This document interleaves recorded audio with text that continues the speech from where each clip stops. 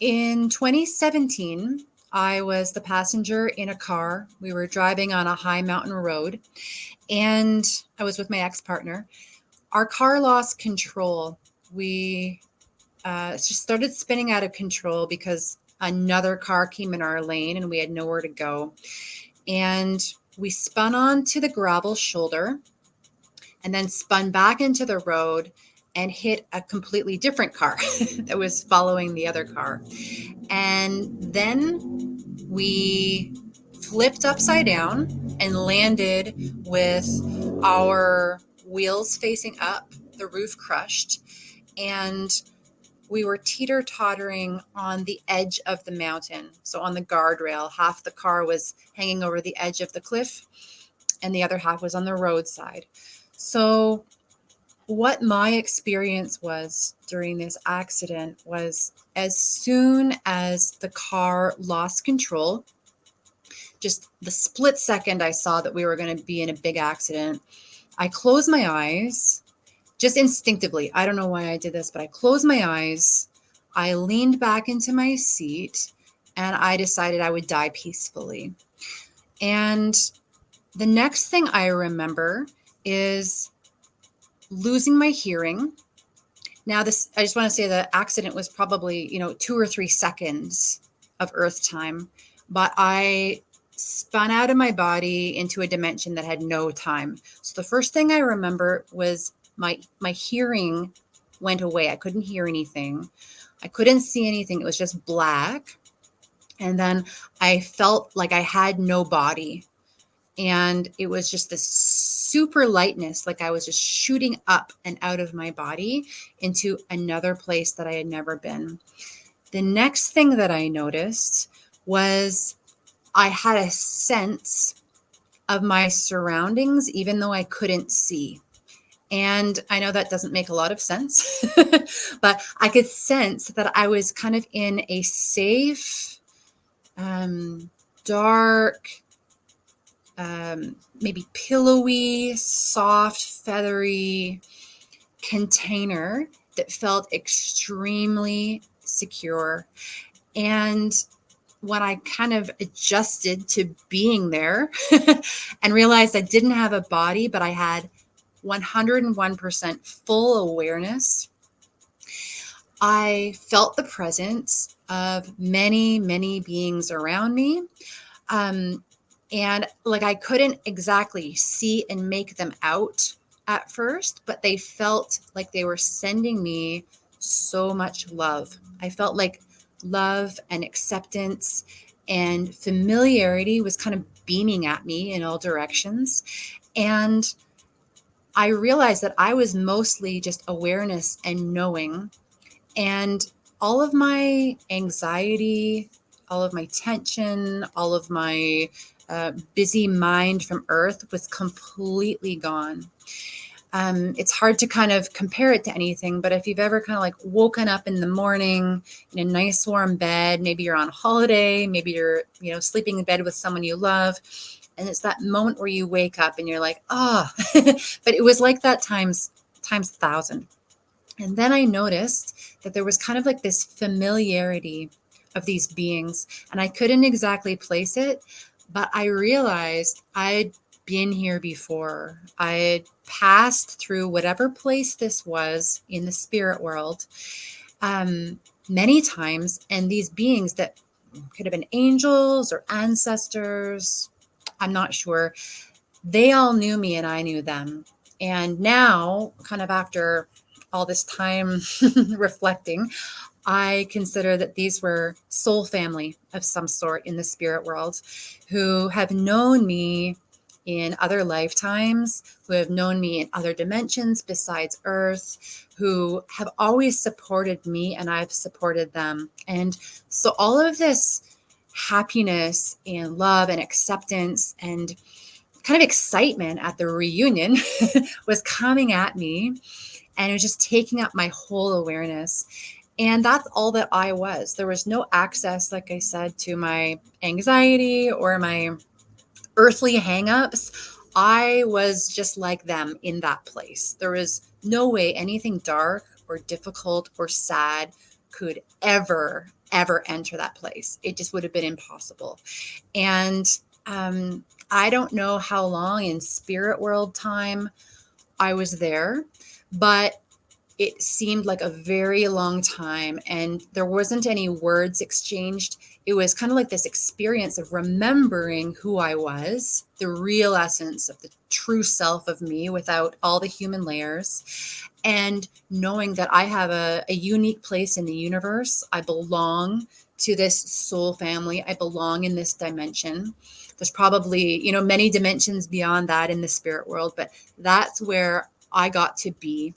And without any words exchanged or messages to bring back to humanity, I got to experience that belonging and that remembering that I am completely connected. Well,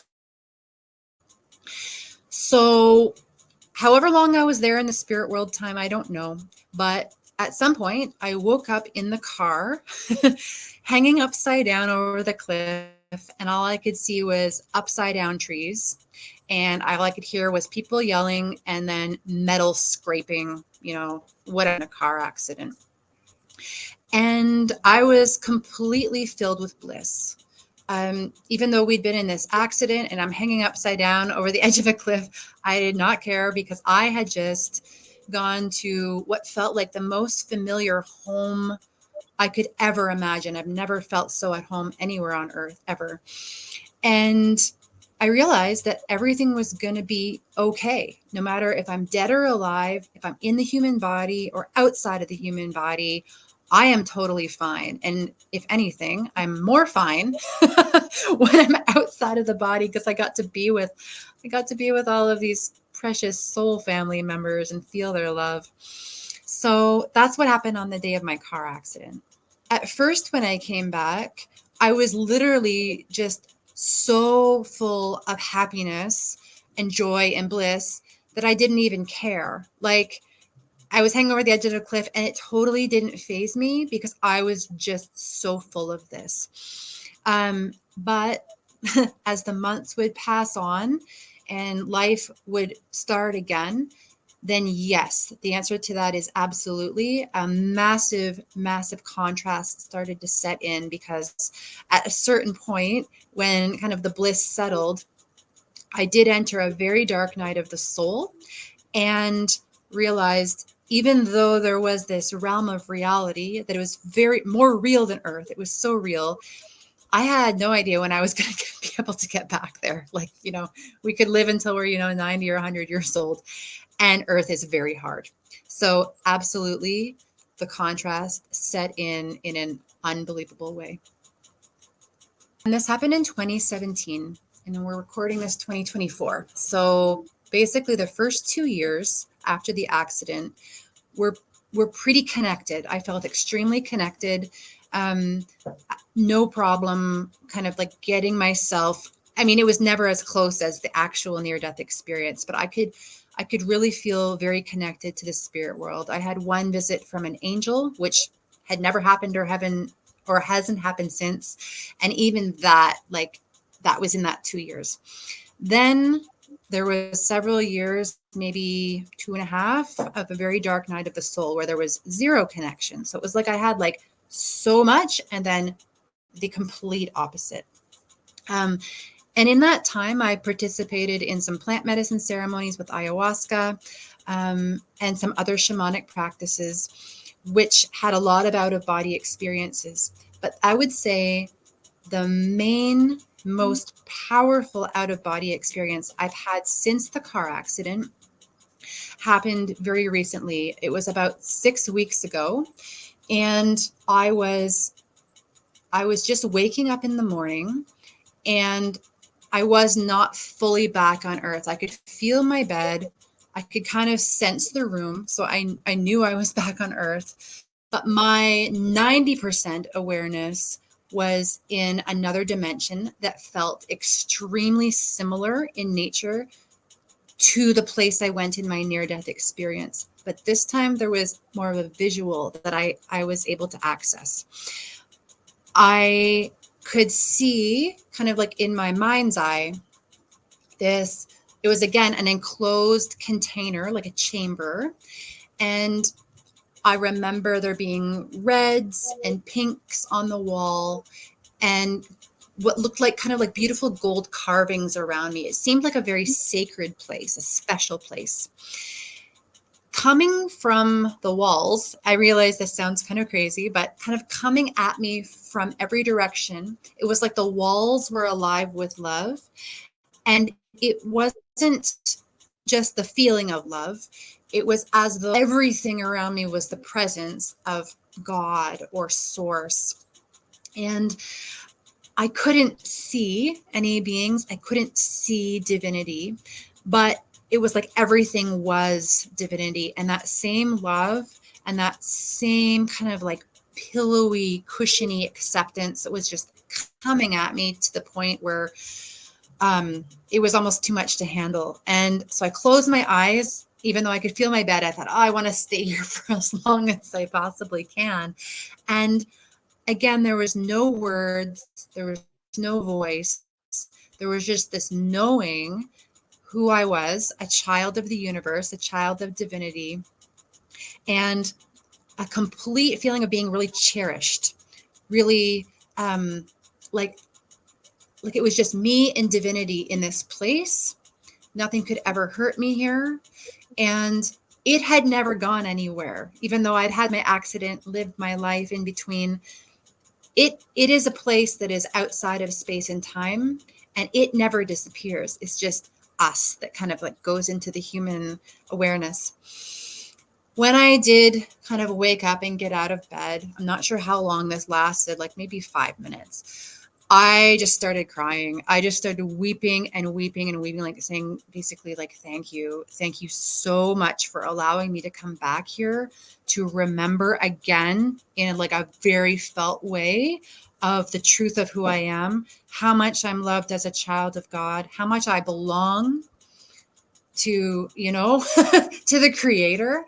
And yeah, I now am a little bit curious about people's near-death experiences, out-of-body experiences, when they're that filled with love and acceptance. I wonder sometimes, like, are we going to a dimension that is part of heaven or part of the great heart of the universe that is just very much connected to our heart inside? So we have this connection. It's just outside of the body. So I don't know if I slipped into my heart center.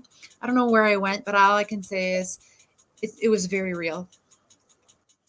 Okay. Yeah. So after the accident, I started to feel really sensitive. I became what people would refer to as a highly sensitive person, like overnight. So I started becoming really sensitive to all the areas of my life. The first thing was my relationship with my long-term partner. We'd had problems, but now the problems seemed absolutely huge. And I realized that we weren't a fit for each other. So our relationship dissolved after 13 years. I realized my job as a paramedic was making me very sick. I had been in denial about that. And I quit my job of about 13 years also as a paramedic. I started to notice my relationships, most of my friendships, social circle was based on gossip, complaining,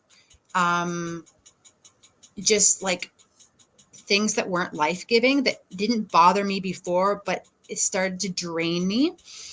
I realized that there's such thing as people pleasing, and I was a classic people pleaser.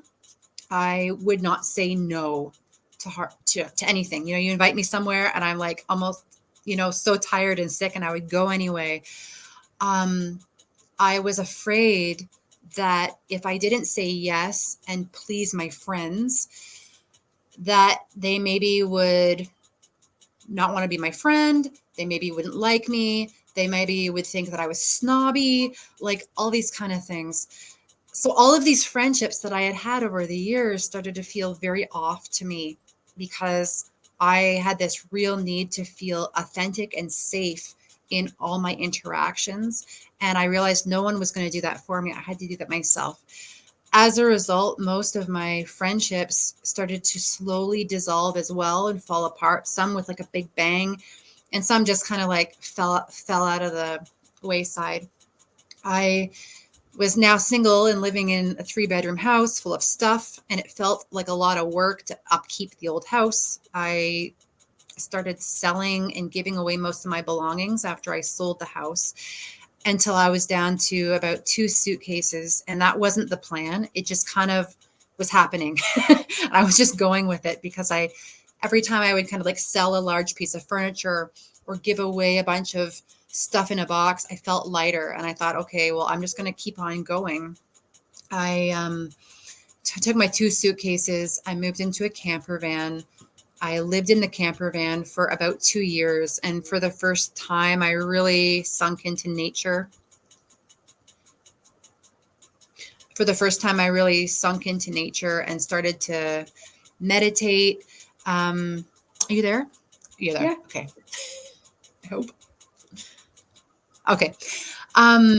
Yeah. And so I started to kind of like let go of the busy mind that I was only used to, and spend my days. I had some savings from my house. So just kind of spend my days by lakes, in forests, visiting people I hadn't seen in a long time, and slowing things down. I'd always been afraid of slowing down because, who wants to sit with themselves? Who knows what kind of bad feelings might come up?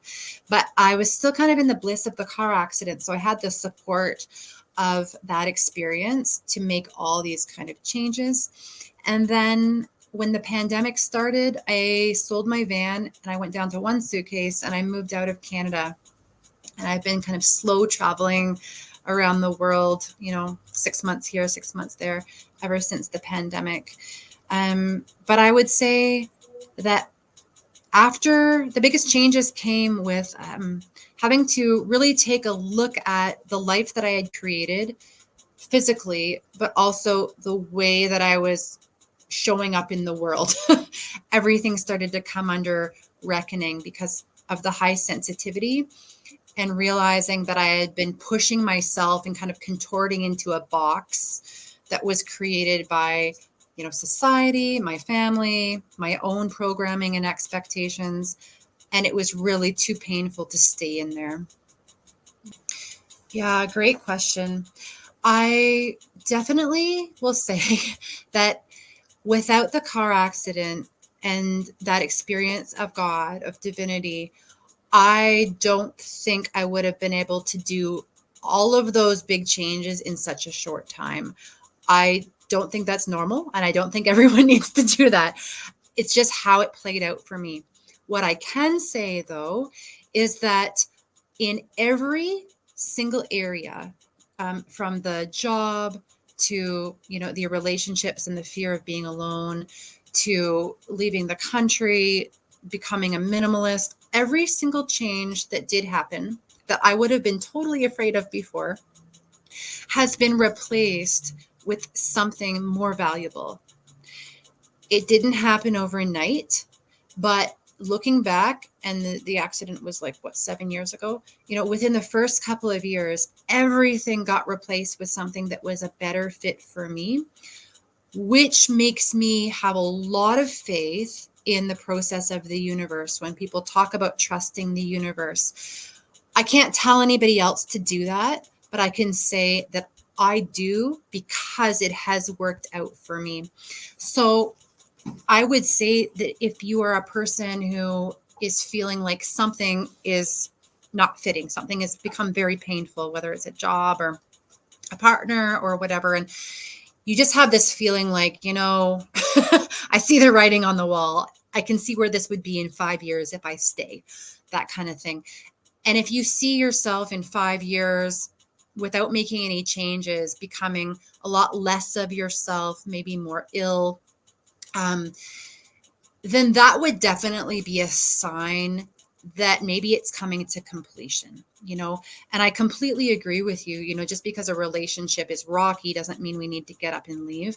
I will say that the relationship that I was in, it was with somebody who had an addiction that was like in and out of being clean and sober, as well as there was physical violence on occasion.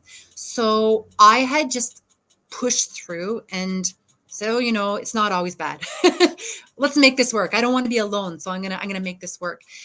And so for me, there was like one big violent fight. And after that kind of made my decision. If it had been before the accident, I totally know myself and I would have stayed and just kind of made excuses for it, So I think when we're really honest with ourselves, like when you sit down, you take a moment and you really check in, where am I going to be? Am I going to be a better person in 5 years? Is this causing me to grow and blossom? And am I learning new things? Or is it going to kind of degrade at who I am and make me less of the person that I came here to earth to be? Right away, and I think for me, it's actually just like, okay, I had to be honest with myself. This is going nowhere. Yeah. And one other thing that I think we all kind of relate to is the fear of being alone. So I didn't really think about it because I was kind of set in my relationship for so long and I thought we'd be together forever. I never thought I'd be single in my late 30s. And so when I became single in my late 30s, I was definitely frightened at first because I realized that in many ways I had kind of grown and developed in those years in the relationship. However, in many ways, I had just relied on my ex-partner as a complete social shield. I'm a bit of an introvert. So for example, we would go to like a gathering and he'd be making jokes and talking and I could just kind of sit on the sidelines and let him know when it was time to go. There's so many examples I could give. Suddenly I'm single. And so going to like a social gathering, I realized my social skills were like kind of lacking and I was nervous before going to things. And I realized there was this whole part of myself that I had never developed. And I was still kind of like the same early 20s person as when I met him. And I had a lot of catching up to do. So yes, that is definitely frightening and not something that I was looking forward to. However, and I've had some short relationships in this time, but I have mostly been single. And I will say that something that it has given me that I didn't think was possible was this relationship with myself that I didn't know I was missing.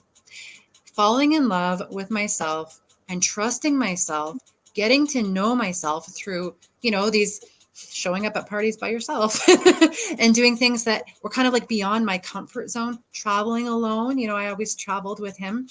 And then I realized, oh my goodness, not only am I becoming the partner that I've always wanted, I am also becoming like a parent to myself in ways that my parenting had holes and gaps. And so now it's like, okay, I want to be the greatest person I can if I'm going to meet my next partner. And when I do, I'm going to be such a more complete human being in so many ways because of these trials by fire during being single. But now, coming home to my place, there's this kind of like this warm feeling where I'm like, okay, I check in with myself. There's my flowers in the corner. There's my drum. What do I need today? What does the child part of me need? I really need some ice cream. Nobody's going to take care of me like me, and we can always lose our partner to death or divorce or whatever. Who's going to be left? Who's going to be left? And so now I know for sure, whether I'm single or not single, I know who I'm left with. I'm left with the greatest partner that I could ever imagine. So I'm going to try and be as as succinct as I can. But I was never interested in alternative therapies or plant medicine ceremonies. I was just your typical Westerner. And then after the near-death experience, I was suddenly very interested in finding guidance about the spirit world and how to navigate being a highly sensitive person. And I immediately started to look into different options, watch different videos on YouTube about other people having spiritual experiences. And very quickly, I felt drawn to ayahuasca. I don't know why, but just watching the videos of people who are going through their healing process and using plants and plant medicine, I just thought, this is for me. I don't know why, but I'm going to go. So between 2018 and 2021, I was involved in quite a few ayahuasca ceremonies. And this near-death experience, it was so powerful for me, but it also, like I said, made me so highly sensitive. And it eventually made me have a lot of memories of my childhood that were quite unpleasant, things I'd forgotten about. So I realized that I needed some help and that I was now on a healing journey and there was a lot of unraveling going on. In the ayahuasca ceremonies, and there were many, but the main theme and the main reason was to kind of go back and what now I would refer to as soul retrieval in shamanism is, going back to, in a shamanic journey or in a ceremony, times in our lives when we were younger, and sometimes past lives, but oftentimes when we were younger and a crisis or a trauma took place that was so devastating that we have completely forgotten about it, or we've kind of suppressed it and shoved it into the subconscious because it's just too much to deal with. And in the ceremonies, we revisit these things and we make peace with them. We see from the adult lens what was going on, maybe get a picture of what the adults who were involved, what they were struggling with, why they acted the way that they did, kind of start to make connections and more or less, welcome the emotions of that child, the archetype of that child back into the adult life and say, I'm big and strong now. I am my own parent and you need to come back because you've got a lot of gifts. You've got a lot of spontaneity and spunk, and I need you in my life. I need you, but I don't want you to, be a memory, a painful emotion that's kind of lost in time that I'm disconnected from. So the ayahuasca ceremonies, first and foremost, helped me to go back to many traumatic events from my early life.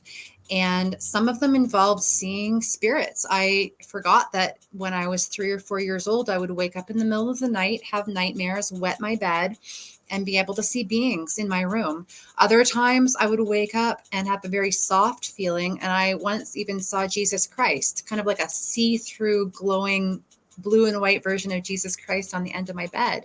And I remembered him from other dimensions and other lives. So in the ayahuasca ceremonies, I was taken right back into these very strange situations from my childhood and kind of started the process of bringing these emotions home, learning how to sit with the difficult emotions that I was unable to sit with back then, didn't have the support to feel back then. The Amazonian diet, which is kind of connected to the ayahuasca, is it's a practice that a lot of shamans who serve ayahuasca from the Amazon do as part of their shamanic training. And it basically involves going into isolation for a minimum of 2 weeks, sometimes up to years at a time, eating a very, very bland diet, like no salt, no sugar, no oil, no meat, no fermented foods, no citrus. It's very, very strict. You basically eat rice and a little bit of fish, or rice and a little bit of beans once a day. And it puts you in a semi-fasting state. And it gives you, enough calories, but enough to be in a bit of an altered state of consciousness. You're in nature. You're somewhere in nature. And you are given a plant, a non-psychedelic plant, like rose tea, is one of people's often their first Amazonian diet.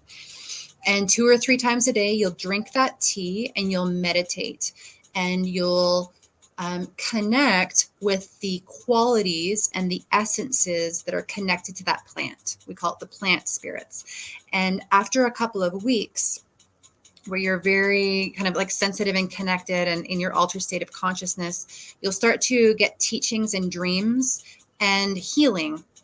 So each of these different plants, they have different qualities that will work on different parts of you. So the rose works on healing the heart. Also cacao works on healing the heart. Lavender works on healing the nervous system. They have tons and tons of Amazonian plants, and basically the shaman does like a psychic scan of your body and decides on which plant you should diet. And the longer, obviously, you're in the diet, the deeper you go. And shamans in training, they do really long ones. And in their meditations, they can usually hear music, hear songs from the spirit of the plant. And then eventually, when they kind of come back into normal life, they have healing songs that they can sing to the participants in their ceremonies that were kind of downloaded to them from the plant spirit world. And those songs will kind of like heal parts of the energy body. So if a shaman has dieted rose, they'll have a rose song. And when they sing that in the ayahuasca ceremony, it'll work directly on the person's heart, clear blocks in the heart. So these kind of practices, again, just kind of came my way. I wasn't really looking, but they came my way. And they're now kind of the path that I'm on for my own personal healing. And yeah, that's a little bit about it. Yeah. And to kind of put it into context, my journey has been, I've always had like my needs taken care of, enough food on the table kind of thing. But most of my life, I've had big struggles. So like I said, when I was a little girl, I was very much kind of caught up into the dark aspects of the spirit world. And for years, like up until I was 8 or 9, I was basically in full terror all the time. I never knew if I was going to walk around the corner and kind of be bombarded with these kind of darker energies. I was never grounded. All my years as a teenager, from like 13 on, I had a binge eating disorder. I was extremely depressed. I hardly passed high school. I spent almost every day in my room. I was a cutter. I did self-harm. I ended up in the hospital because I just was kind of like going crazy. And then I was, in my relationship that often involved violence and his addiction. And then even later than that, I had a situation with another ex-boyfriend where I was locked in a room for 6 hours after he got drunk, and I told him I was leaving, and he basically beat me up for 6 hours. I had a concussion. It was really, really bad. Those are a few things. I had a difficult childhood with, narcissistic parenting, a father that wasn't really around. So I'm kind of coming from that. And I know we've all got our story, but I think everybody who is watching a podcast like this has walked like a dark, difficult road. And so I'm with you. I just want to say that from the start. You have everything inside of you to handle it. This is something that I have learned. I'm 41 years old now, and I'm sure I'll have more dark nights of the soul to come.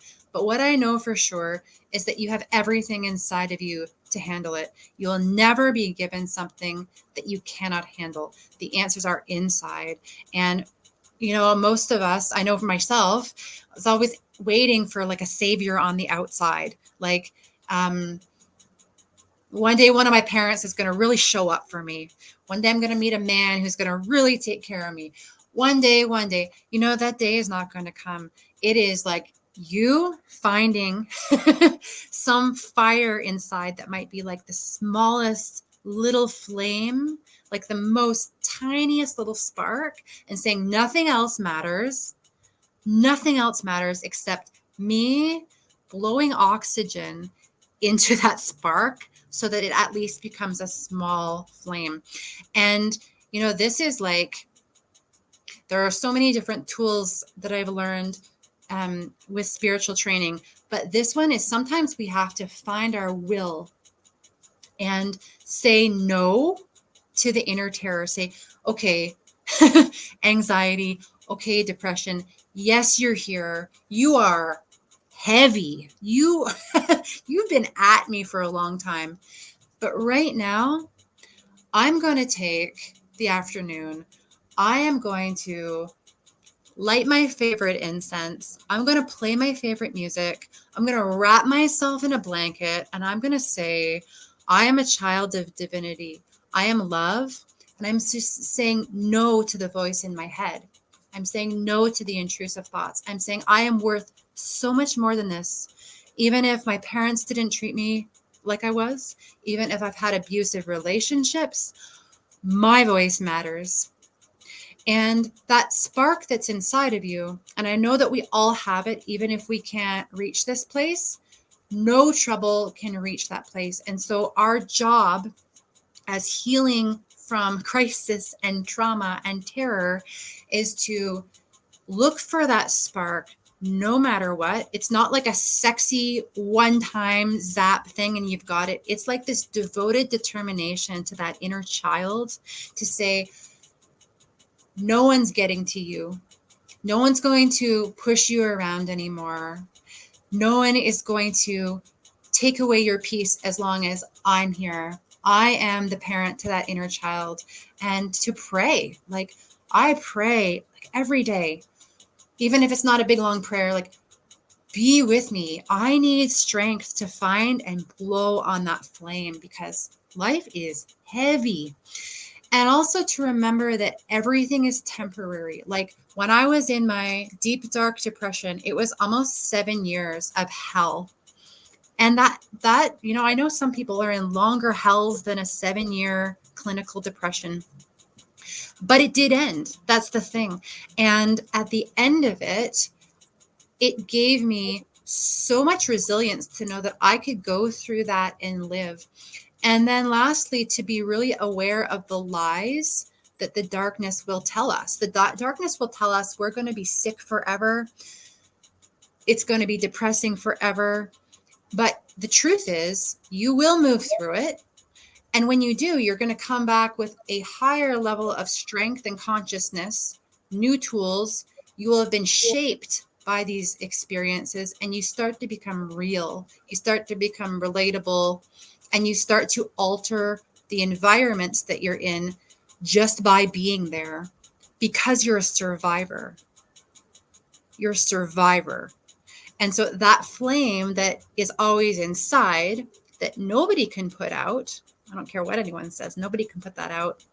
That is the evidence that you are a survivor and you will get through it. So just putting all of that self-love that you can find, even if it's only a little bit, and just starting to build a container of self-respect, of learning how to say no, making boundaries around that little flame, around that little inner child, and saying, it stops here.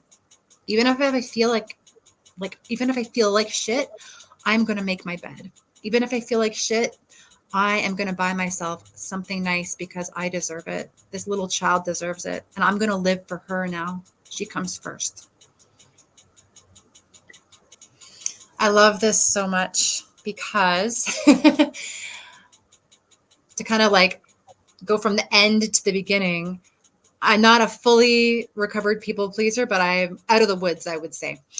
And from that place of being out of the woods, I can say there is so much peace in being out of the woods. So no matter what it takes, and I'll give you a couple of my own tips, but no matter what it takes, all I can promise you is it is so worth it. And the non-people pleaser that is out of the woods is going to stop just energetically. It's going to stop attracting and meeting people that he or she needs to people please. Those people somehow don't come around anymore. That's what you have to look forward to. And you don't have to fend them off. Kind of going back to coming out of the woods, because that's what's important here, is the hardest people are going to be the people that are closest to you, because we have these really entrenched relationships where we've been kind of doing the same thing with each other for years. Those are the hardest things. And so just knowing that it can be a real process with your partner, with your closest friends, with your family members. And so it might be easier to actually start with new people that you meet. It might be easier to start with people that you're interacting with at work who don't know you very well. And, when somebody is being pushy or they're wanting you to do something you're uncomfortable with doing, but you don't know them very well. And it could even be a stranger at the shop, you start with them because there's not much to lose. You can kind of just try it out. No, that's not going to work for me. I did that with a taxi driver the other day that was going to drop me off, like not close enough to my door. The old me would have just gotten out and like walked the rest of the way. And I was like, no, I live one house down. And he's like, oh, okay. And I was so afraid. There was a part of me that was so afraid to tell him what to do, because I was just always the victim. But he was fine with it. He's like, oh, okay.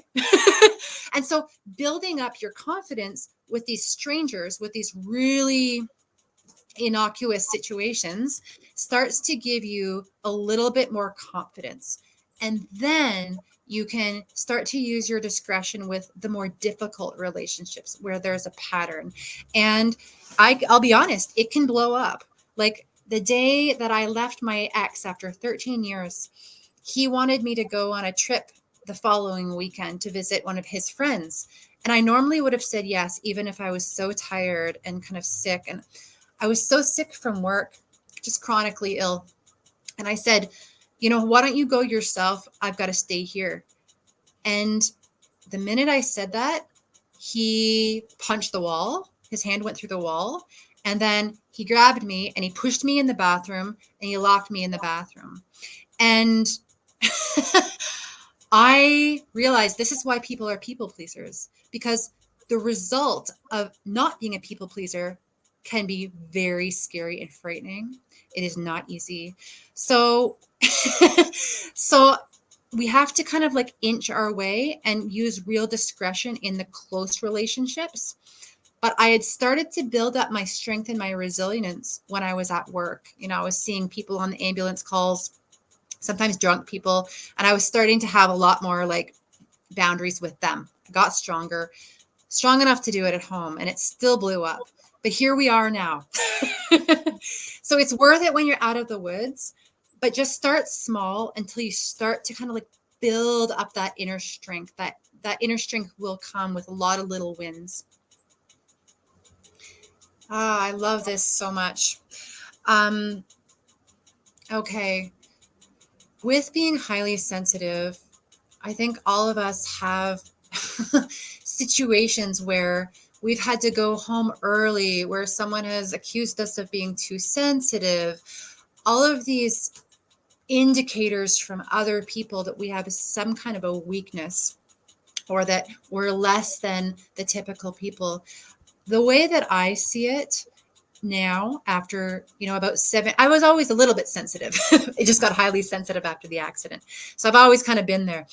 But the way that I see it now with other highly sensitive people that I have met and connected with, like yourself and other amazing people in the healing circles, is that as a highly sensitive person, you have to first off see yourself as strong and not weak. It's actually the opposite, because you are the one who's had to live in a modern world with a lot of loud pressures and still show up every day at work, still have kindness and not lose it on somebody. So you're actually someone who is like so strong because you're doing life just like everyone else, but you're also feeling everything so much louder.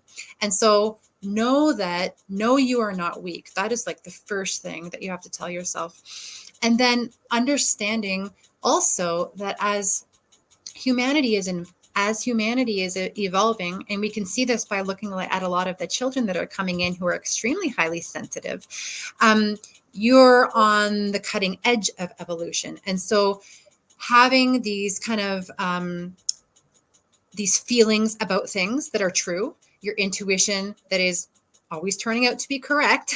Eventually you realize the faster that you accept that this is the way your body is and it doesn't need to get changed, there's nothing wrong with you.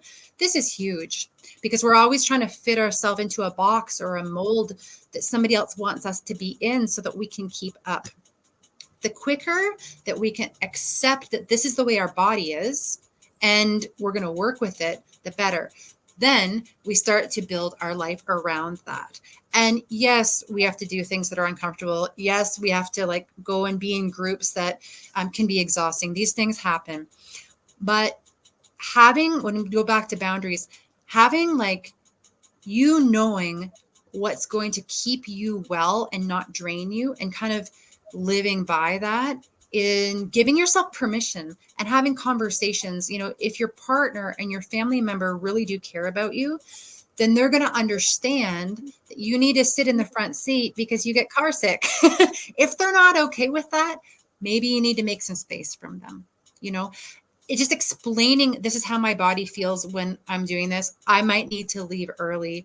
Just giving you a heads up. We have to teach the people around us because they're not going to automatically feel and know what's going on. We don't want to shock them.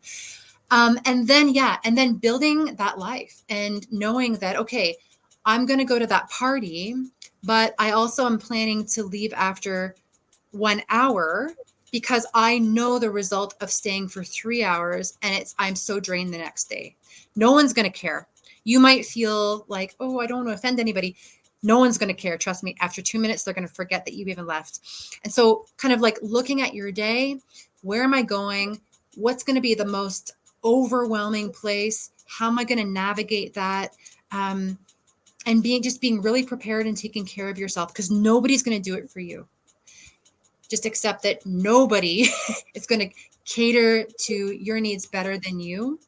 And the quicker that we can just accept that this is the way it is, then build the life around that.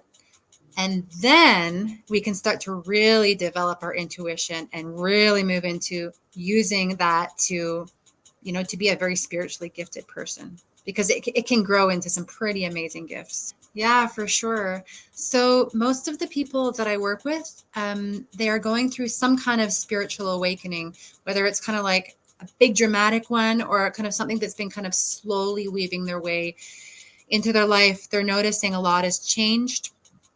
Maybe they're not relating to the people around them the way they used to. Maybe they're going through some, so-called mental health things, but it's just more about their life isn't fitting anymore. So usually their life has sped up dramatically. Maybe their old ego structure is not compatible with the new life that is unfolding. They want to let go of attachments, so there's not so much suffering. Some people are going through a real dark night of the soul where they are very disconnected from their spirit. And then also people who are experiencing the recovery from being a people pleaser, learning how to set boundaries for the first time in their life. And I have somebody who we were doing boundaries with, and she was like in her 70s. So it doesn't really matter when you start. It's just about not being alone in it, because especially people who have gone through abuse or gaslighting or narcissistic parenting and romantic relationships, there's a lot to unpack, and it can be really frightening to do that alone, or when you're being supported by someone who doesn't quite get it. So those are the major things that people usually come to me with. And I'm a coach. I'm not a therapist. I'm not a counselor, but we basically work on what's showing up for you right now. What's the most difficult place to make boundaries, and how can you just not be in it alone? Sometimes we just need to talk about what's going on, and the answers kind of come from ourselves. So that's what I do. And I have a website. It's www.lionspiritcoaching.com. You can email me on there. I'd love to hear from you.